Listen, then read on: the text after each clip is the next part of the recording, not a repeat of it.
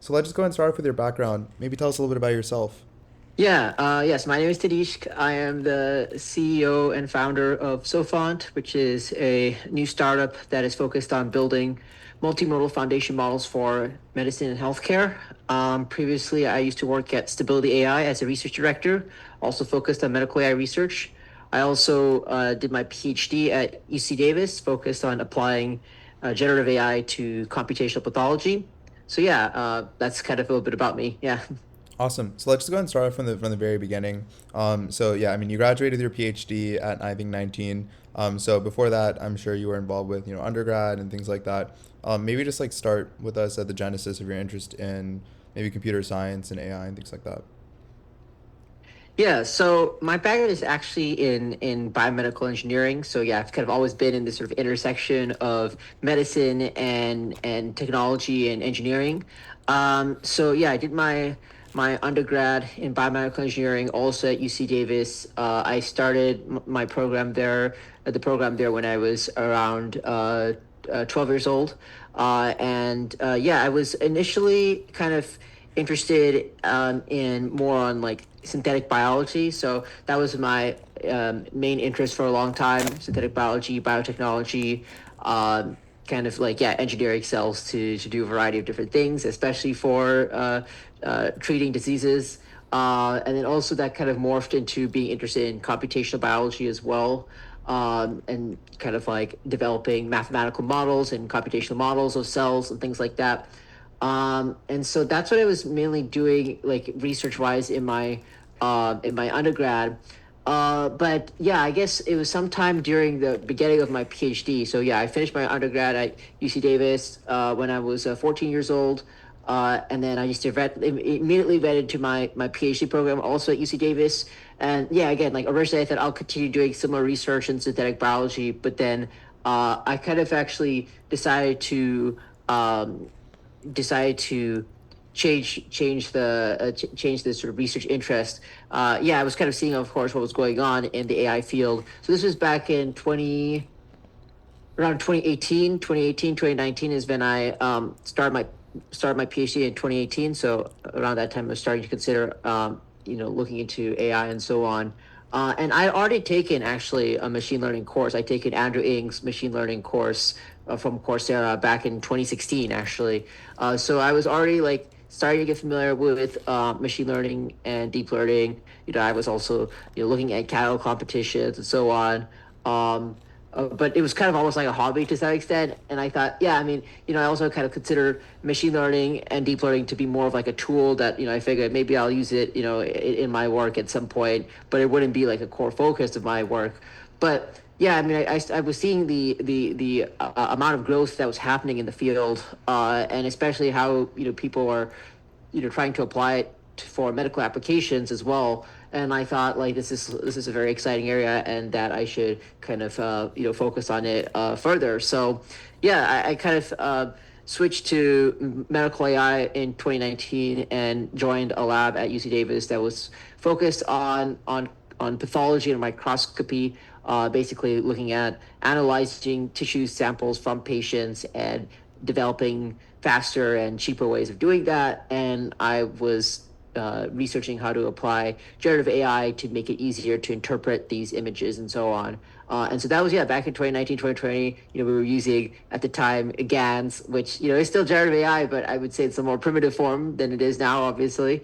And yeah, I would say like, at the time I thought like I was late to the AI game and late to the deep learning field back in 2019, but obviously that was not the case, and little did I know it would grow significantly more in the coming years. So yeah, I think that's kind of where I was with how I kind of got into AI. It was just kind of mostly seeing the growth that was happening in the field. I was also like active on Twitter back then, and like my field was like slowly getting overtaken by mostly AI news and stuff like this. So that certainly played a role, I would say.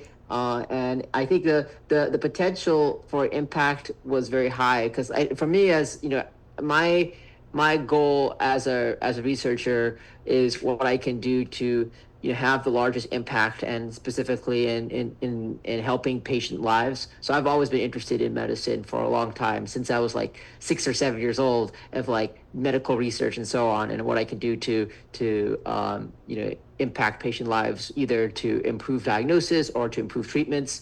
So when I was seeing the impact that AI could have by taking all of this data that you may have for a patient, or for whatever it is, and people are using creative ways of using AI to process that and lead to new insights about patients. And I thought, like, this is obviously where the future of medicine is going, and so I want to be part of that. And so that's why I decided to work in medical AI.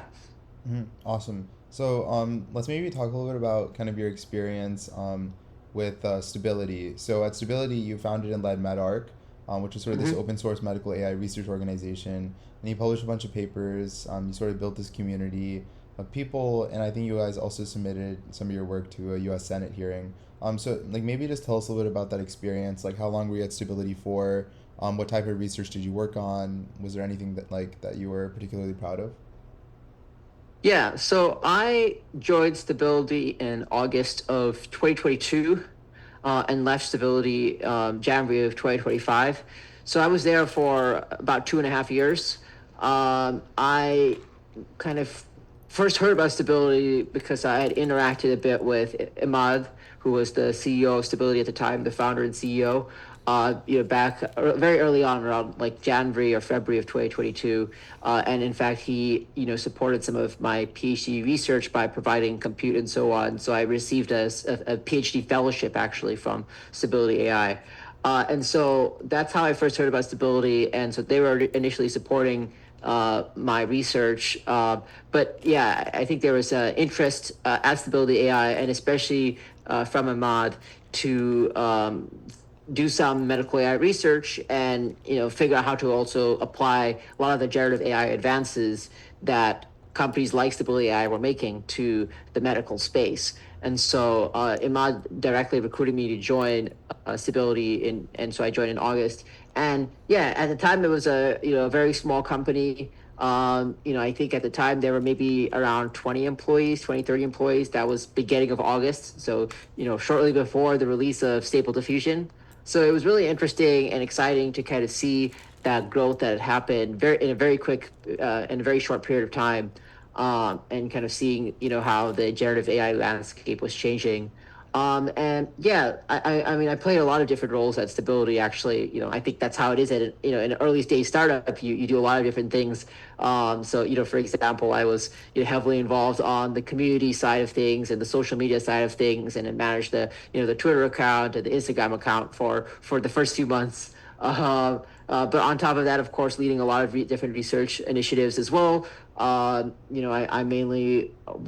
was mainly focused on the medical AI research, but I also contributed a bit to some of the diffusion model research, and also to some of the language model research that they were doing at the time.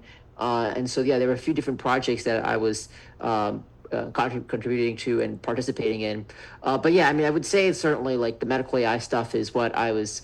That was my main focus, and also what I was most proud of. Of course, we created this community called MedArc, and yeah, it's at this point probably the largest the largest sort of online medical AI research community.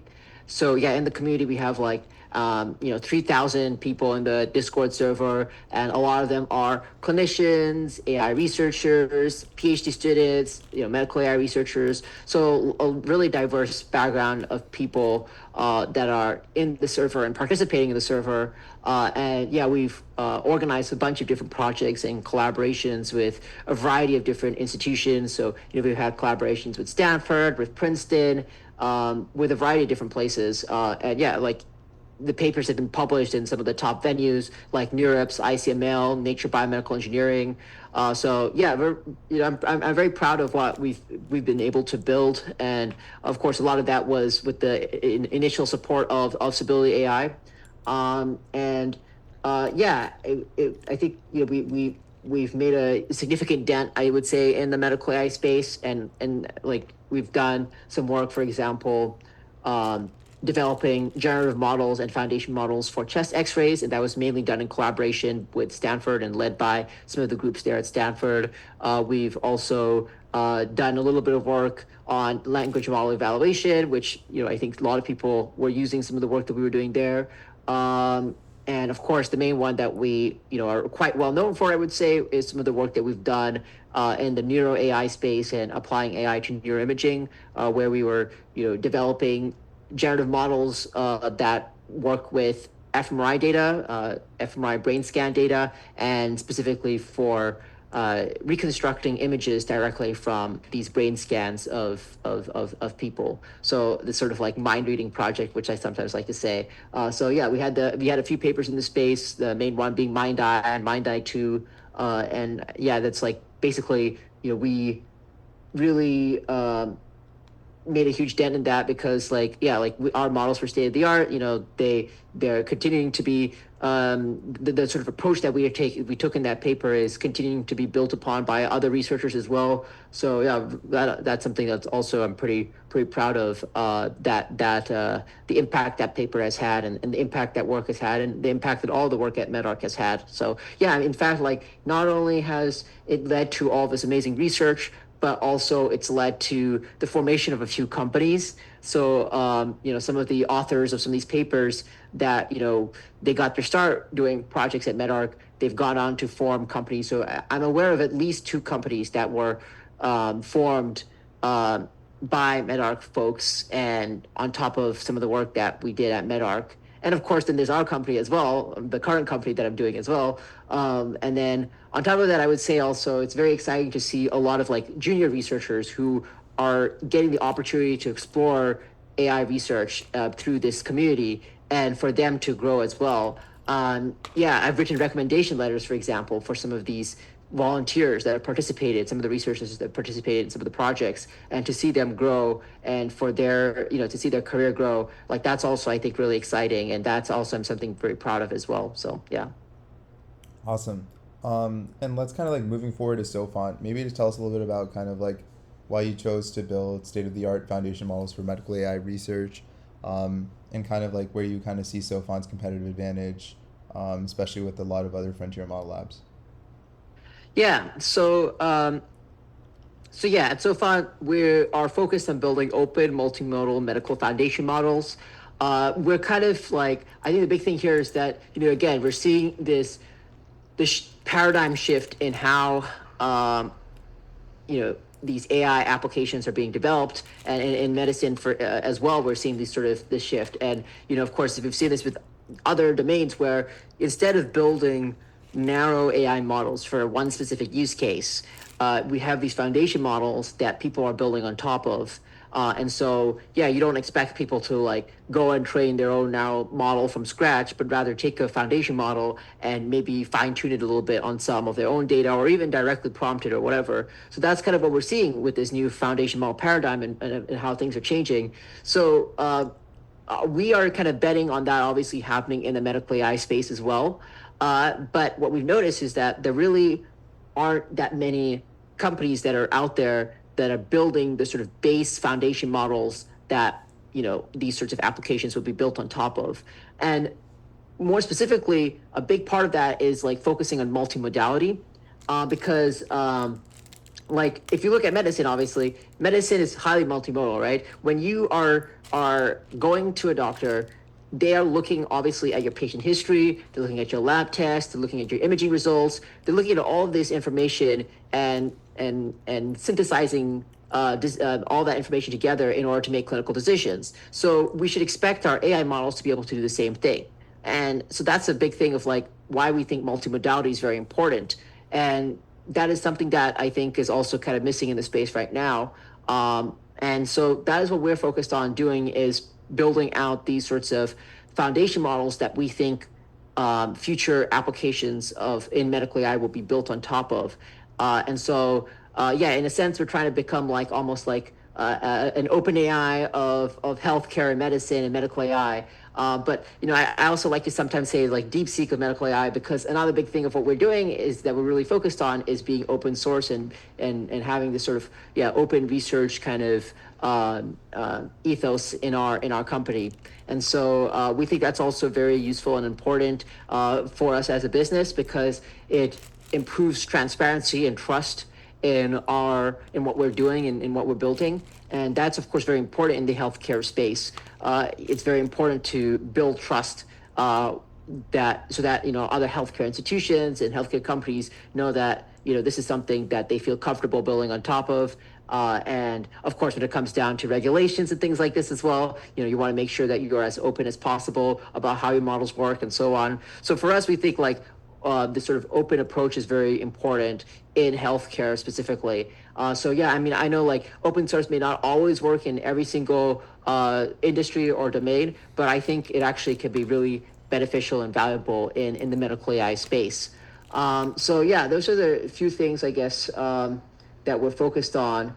And so right now, we're building out models for a few different modalities. So we're mainly focused um, on neuroimaging, pathology, and text. And we're building out some initial foundation models for these three different domains. And we'll continue to also, expand to other domains as well in the future. And then eventually we want to hook them all up together into a multimodal foundation model, into a multimodal system.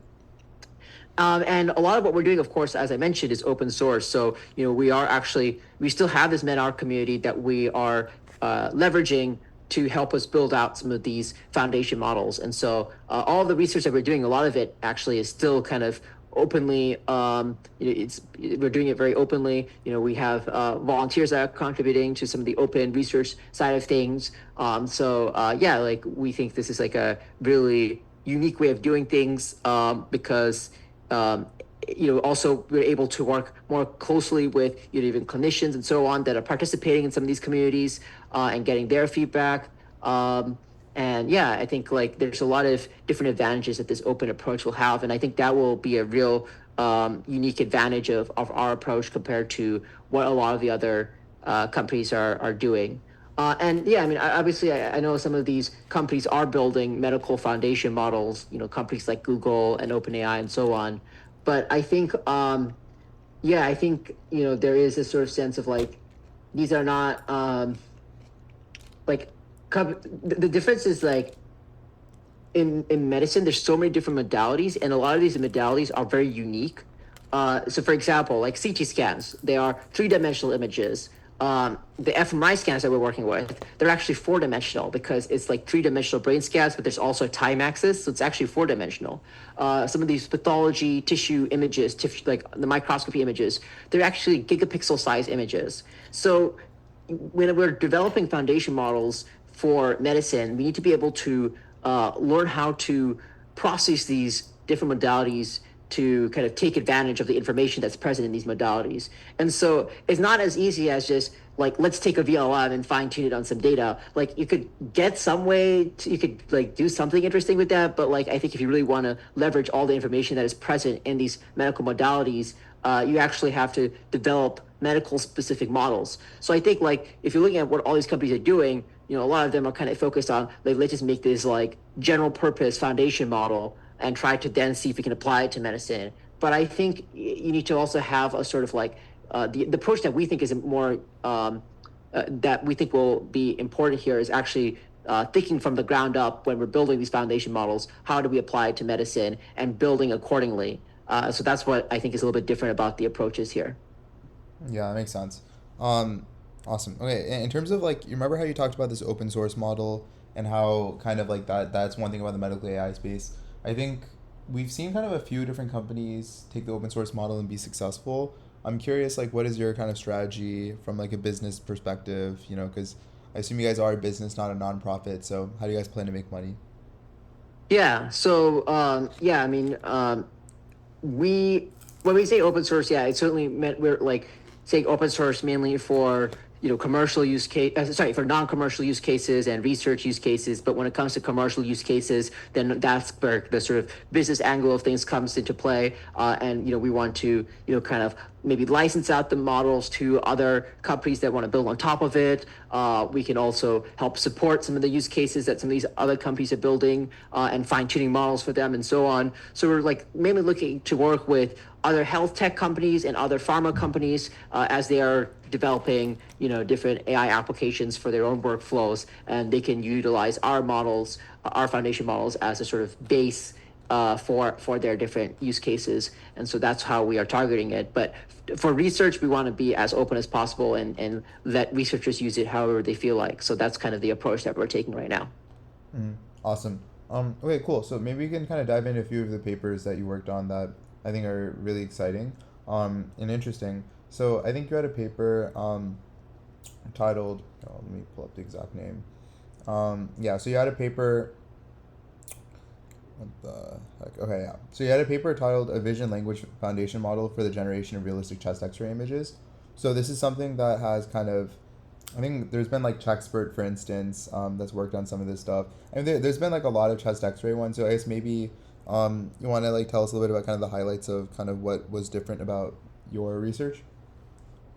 Yeah, so this is a research project that again was mainly led by a group at Stanford, and they came to us at Stability AI, and they were like, yeah, like it would be interesting if we could actually like use stable diffusion to generate chest X-rays, and we thought, okay, that's an interesting idea, and so we started working together on this project, and so yeah, I mean the general idea is we are taking stable diffusion, which is this image generation model that is meant to generate all these sorts of different natural images or whatever, and we are taking that model and fine-tuning it to generate chest X-rays. So then you can actually like prompt the model, do you want a chest X-ray with this specific disease or indication or whatever, and it will go ahead and produce a chest X-ray image accordingly.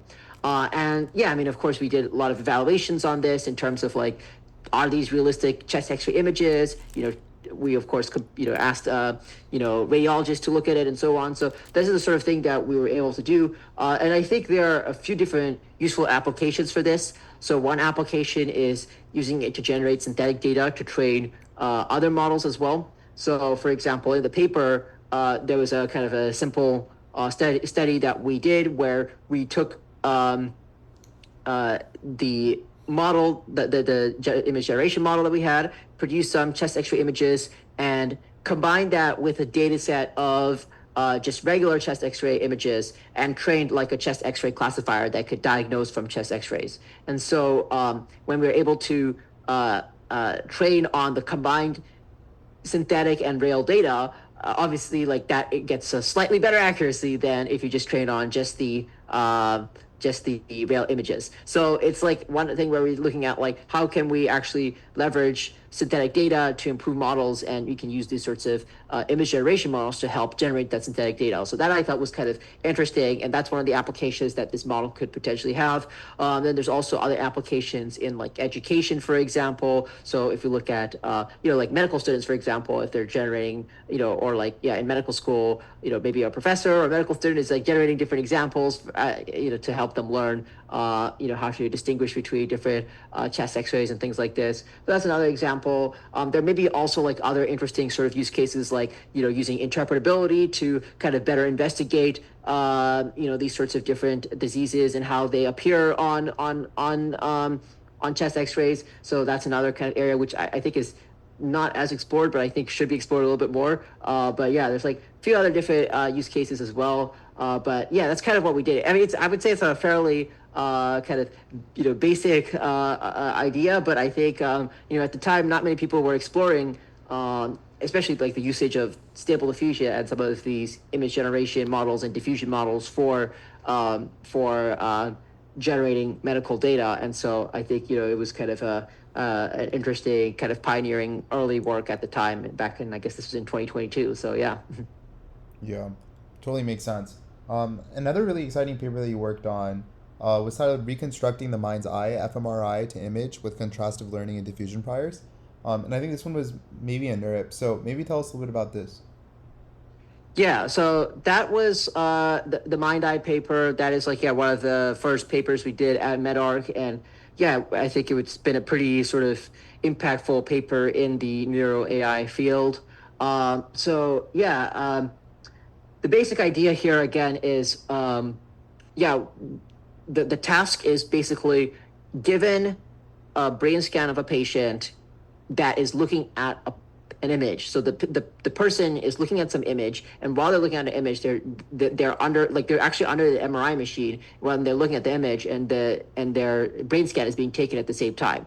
And so the question is then, can we reconstruct the image that the person was looking at directly from the brain scan?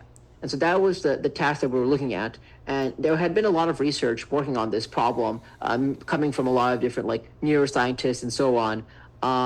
But yeah, like they were using some very simplistic and basic approaches, using like, like linear regression on image features or things like this, on like with like very basic models like AlexNet models and stuff like that, like very like basic stuff. And so and like more like statistical approaches almost. And so then we came, like, yeah, I guess this is in 2022, 2023, and we were thinking of like all this progress that was happening in the generative AI space, and we thought, what can we do to actually apply that to this problem?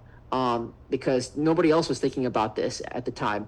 And so yeah, like we came up with this different approach where we actually try to map the fMRI brain scan data to a clip image latent space. So that is, we're converting, yeah, the fMRI brain scan. So we have an fMRI brain scan for a single person, and we have a neural network that takes that and produces corresponding clip embeddings. And so then that clip embedding can then be passed into an image generation model, because a lot of these image generation models, that's how they work. They basically are conditioned on a clip embedding, and they use that to then generate based on whatever your prompt or whatever information you're passing into the model. So we can then take basically off the shelf image generation models, because they all know how to take these clip clip embeddings, and then we can generate the corresponding image. And that actually worked surprisingly well. And what's interesting is, like, we actually used a very simple approach for doing this. Like, we literally just had like an MLP that is taking the fMRI image, the fMRI data, the fMRI brain scan, and converting it to a clip embedding. It's just with an MLP, nothing sophisticated, no like transformers or anything. So it's a very simple approach. And yeah, we had to. I mean, there are different things that we have to like.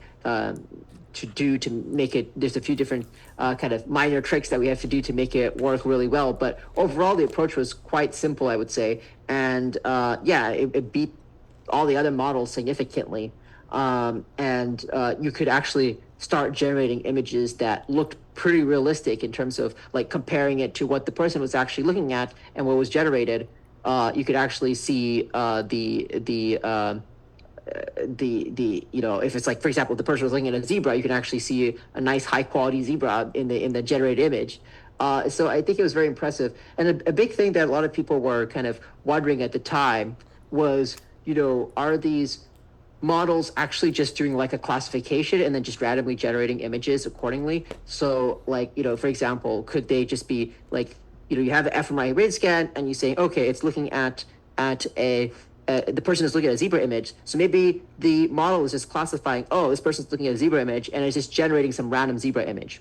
But what we were able to show is that we also did this sort of like retrieval experiments, where because our model is able to generate these clip embeddings, then we can use those clip embeddings for retrieval. So you can do like cosine similarity and so on to do retrieval. So if you took if you had a person look at a zebra image, and you then took the fMRI scan, passed it to a model, got the clip embedding, and then used that clip embedding to search and retrieve from a collection of zebra images, you could actually get the exact zebra image that the person was looking at. So that means that there's actually fine-grained information about what the person was looking at in the image, and in the fMRI brain scan, that the model is able to also pick up on. And so I think that's very impressive, because like people were thinking like, this is actually like, what we're actually doing isn't like, really reading the mind in a sense. It was just like classifying rather than actually picking up on the actual information. And we were able to show that's not the case. So that was like a big kind of result that was very important in the field. But yeah, I mean, even now I would say like a lot of people are using a similar approach of basically taking the fMRI scan and converting it to some latent space, and then using that latent space to generate images or whatever, or they're applying it to other modalities. Like you can do the same thing with text or audio, for example, and actually reconstruct some interesting things as well. So it's actually like a lot of people have been building upon this. Also applying it for like EEG. So there's been some research trying to do similar approaches for EEG, or even also MEG. And like you also have like companies like Meta that have published papers building on top of some of the work and so on. So yeah, it was quite impactful, and very. I think it was a big accomplishment on for us to be able to show those results. Awesome. All right. So, sort of looking forward into other startups, like there is a kind of large number of them that are now doing kind of RL as a service or kind of enterprise AI things. I mean, at Sophont, you guys are kind of dedicated to like the medical foundation models, and so maybe you guys are more on the kind of the research side than the application side. But just kind of curious, like, what startups are promising to you? What areas are you excited by? Where do you sort of think industries are going to shift, both generally, but then also within like medicine? Yeah.